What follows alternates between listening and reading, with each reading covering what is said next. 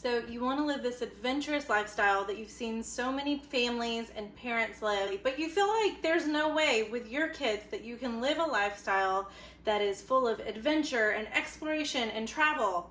Trust me, I get it. Hey, I'm Ashley. I am the mama of the Go Girly clan. I have an amazing husband and 5 kiddos that we have been adventuring with since they were born, and my oldest is 11. And I'm sharing with you a few tips and tricks that I wish I had known that I don't feel like were really around when I first started going on adventures with my family.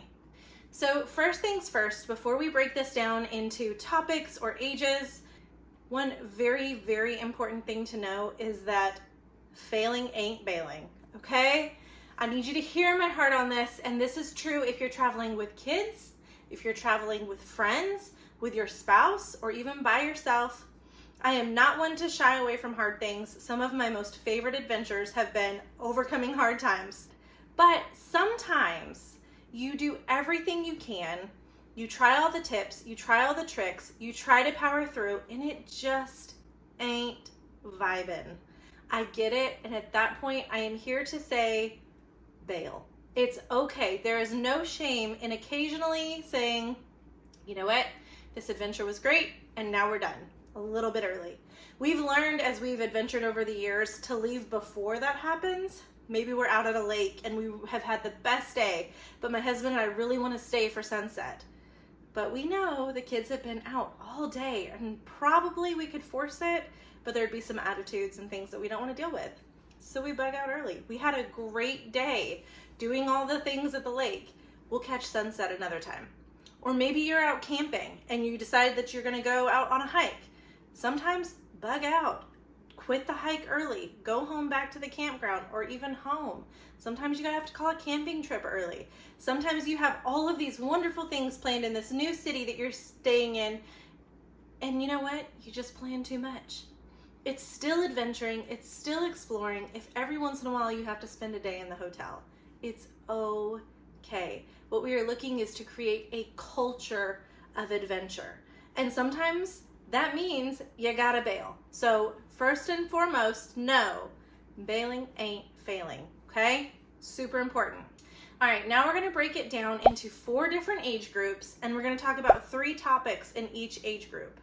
So the first topic is going to be on traveling to your adventure. How do you get there, especially if it's farther away?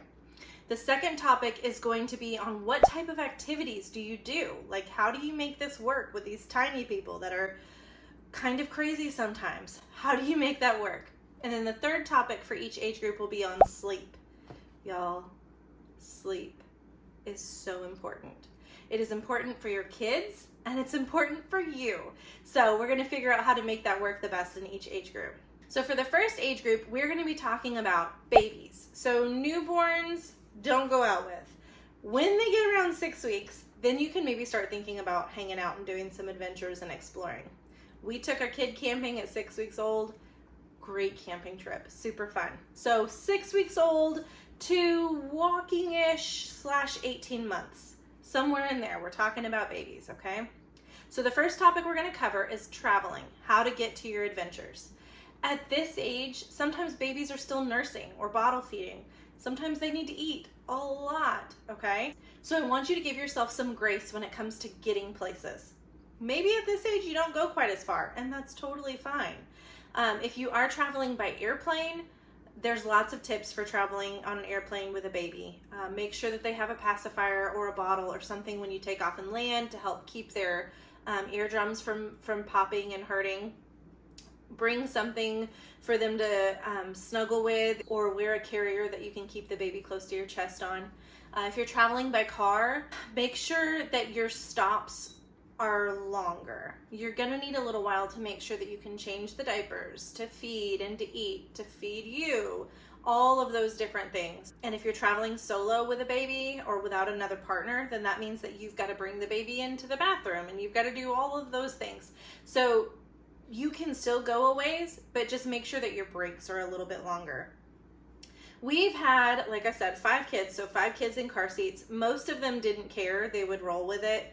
One kid hated being in the car seat. Luckily, he was my 5th, and so we had other siblings to kind of entertain him in the back. But My oldest hated being in the car seat at night. I don't know if it was just like something that scared him. He wasn't used to being out at night, but he did not like being in the car seat after dark. So we just made sure that we were where we were going to be by nighttime for the most part.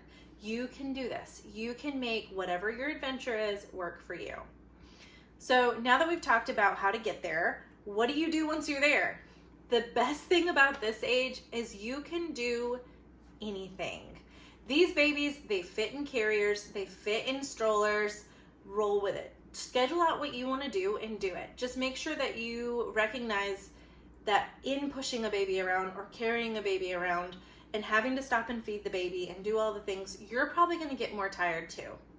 So maybe don't try to go on like a 12-mile hike, but a 1-mile hike? Absolutely. Take the baby. Go out and adventure. Go to museums. Go to your favorite football games. We used to take our babies to the movie theater. We just rolled with it. At this age, they're super portable, and the more that you adventure with your babies, the more that they understand, oh, this is just a part of life. The more you have your babies out and about, the more flexible they are as they continue to grow. And this leads me into sleeping. Sleeping when you're on adventures, if you're somewhere new. One thing about this age is that they like things to be a little bit the same. If you're trying to lead an adventurous lifestyle, sometimes that doesn't mesh well. So I always try to bring things from home and carry them through when we're adventuring. So this can look like making sure that you have a sound machine on at night when the baby sleeps, and when you travel, you bring it with you. This can look like making sure that you have a similar routine. So you always change diaper, then eat, then put on lotion. That's probably backwards, but whatever. And then pajamas, and then you go to sleep. When you travel, carry that nighttime routine with you. Have those little cues that let your baby know, hey, it's time to sleep. You can carry your bassinets from home if that's something that you want to do. We would carry our pack and plays. Lots of hotels have pack and plays, carrier crib things in them, and you can get those and just bring your own bedding or whatever from the house if you want to make sure that your baby has your stuff. When it comes to napping, I would encourage you, if you want to live an adventurous lifestyle, try not to let your child nap in a routine. From day one, my babies have napped inside or outside or in the car or on the floor. I have tried to make it to where they never had a completely silent napping area. Sometimes this won't work, and if it doesn't work for you, that's fine. Make it work for you. But if it's something that you decide that you want to do long term, that would be my biggest tidbit for sleeping, especially with naps, but even at night. Start from the beginning, getting your baby used to lots of different ways to nap. Moving on to the next age, this is kind of the toddler-ish age. So we're talking around 18 months, super mobile, ready to get out and take on the world, up to about 3.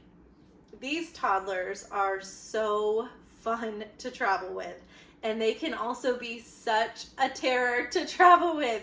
I totally get it and get both sides. In fact, my youngest is 3, so I'm still a little bit in this stage. So when we're talking about traveling and getting there, one thing that a lot of parents do these days, I know, is give your kids tablets, let your kids watch TV. I do it too. I am like not judging, but we do make it a pretty rare thing. So that when we go on trips, whether it's in the car or on a plane, we give our kid a tablet, or when they were younger, we had like the video players, DVD, back when they had DVDs, DVD players in the van, different things like that. And when we did that, it was something new and exciting for them. So they were able to be engrossed for longer. So if your kid has a tablet, or if they watch a lot of TV, I am not saying don't allow them to do it. I'm just encouraging you, even if it's just for like a week or 2 before you leave, cut that screen time back. It will help you tremendously on travel days to be able to go. Now, as for activities, it's similar in the sense with babies that you can do pretty much anything, but you do have to be a little more aware at this age. Kids aren't going to sit as still for as long, even if you're holding them or carrying them or being in the stroller or whatever. We love camping at this age, like love, love, love, love it. Couple of tips and tricks for camping. We bought like a little wire garden fence that was foldable. I think we got it at the Dollar General or something like that. And we would put it around the fire, like a pretty good ways back from the fire. So they knew you can be around the fire, we can enjoy the fire, but we must be safe around the fire. So have some rules like that. One of the best toys for camping, especially with kids this age, I've always thought is like little Matchbox cars or dump trucks, things like that. My kids have loved to play and build all kinds of super fun things when they're out and about.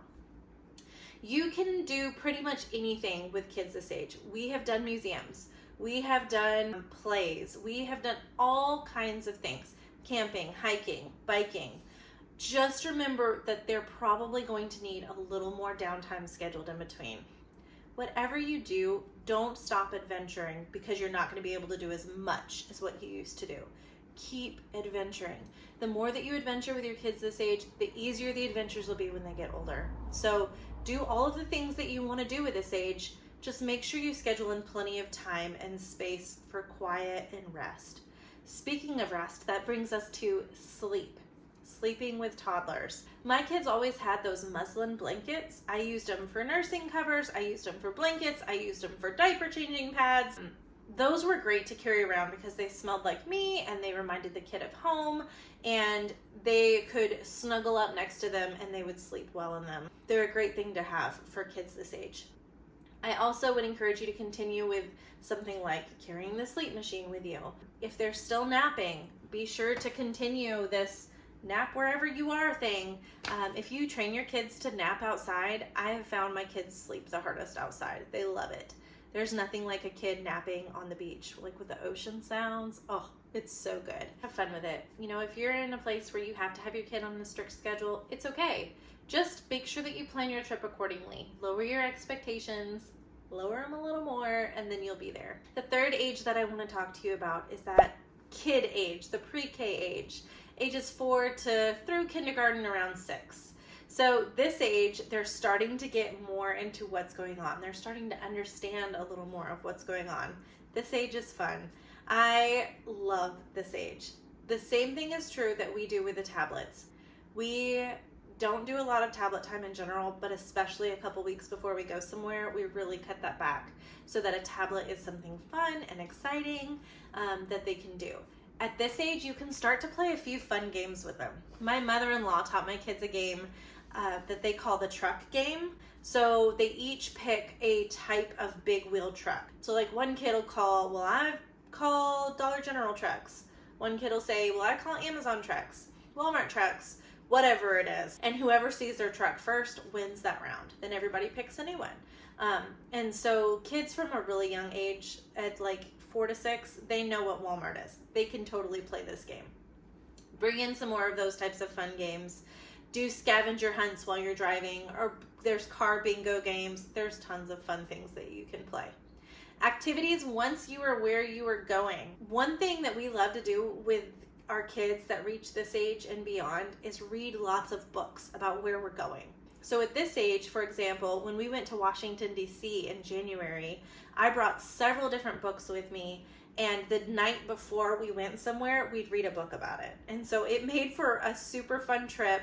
The kids would always say, hey, that's such and such, or look, Mom, that's from the book, or whatever. It keeps them more engaged. It keeps them more excited. One thing that you can do that a lot of national parks have, both the national parks themselves and places that are national park services, and sometimes even state parks, is junior ranger programs.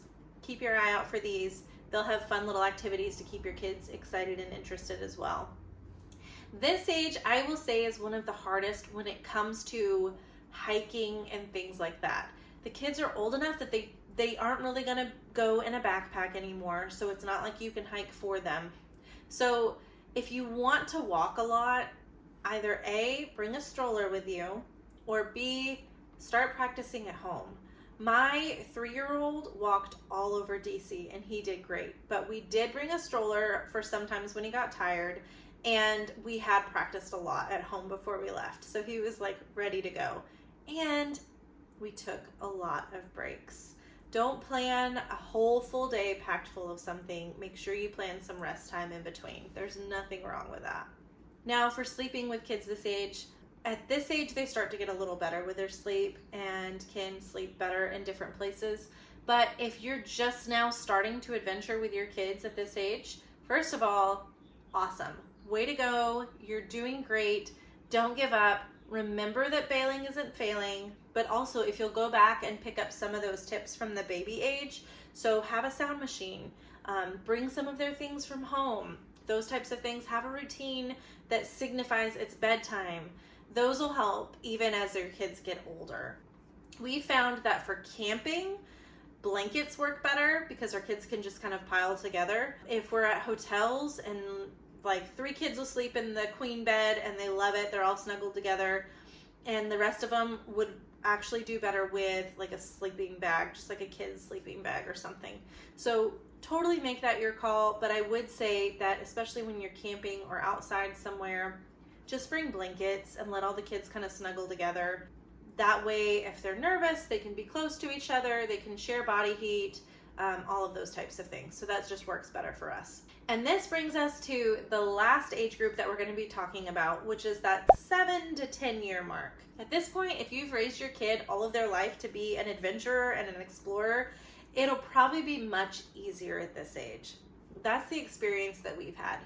But if for some reason you haven't and you're just picking it up, again, good job, mama. Don't stop. Keep going. Start small. Get bigger every chance you get, and you will create a culture of adventuring and exploration in your family's life.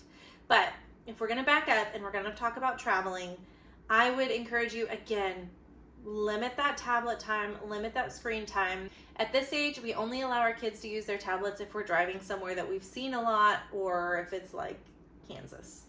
Sorry. If it's somewhere new and exciting, we really encourage our kids, look around you, see what you can see. There's a lot to be seen even just from the window of your car. If you're on a plane, obviously there's some fun things that you can do on the plane. Bring games, bring books, bring whatever your kid's going to be interested in, just to kind of keep them going and excited about what's to come. As far as activities go, at this age, you can do anything. Kids will go to museums. Kids will go and be interested in new cities, and you can even involve them in the planning process. That's always so much fun. One of our favorite things to do is to get on YouTube and look at all of the different areas and all of the different things to do of where we're going. While we're watching YouTube videos, a kid will say, hey, Mom, I really want to make sure we do this. And then we do the same thing with books, especially at this age. A lot of times at this age, we can read them beforehand, or I'll give my kid a book to read on the way there. Super short, super interesting, nothing that feels like school, but maybe like a quick childhood of famous Americans, or a quick biography, or a quick reader book about something, and let them read about it as they are traveling to this location.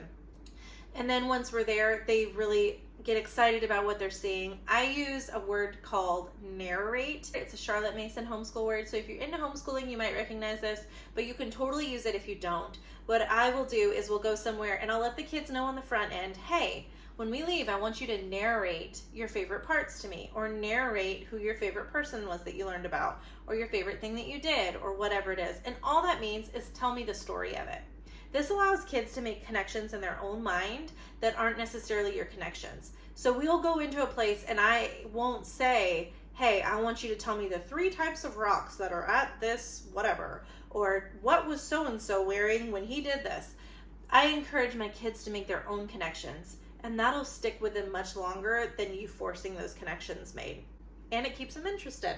So the last topic that we need to talk about with older kids is sleep. And hopefully at this age, you've got kids that really kind of sleep anywhere. And if you don't, just back up to those earlier ages. Create those routines, have those things from home, make it as comfortable as possible. But do make sure, no matter the age, no matter the activity, no matter what you're doing, give your kids a little heads up. A lot of kids like to know a little bit about what's going on, and it'll make your whole day run smoothly. So did I miss any tips? Do you have any tricks? Leave them in the comments. I'd love for you to follow us here at Go Girly for more ideas on how to adventure every single day.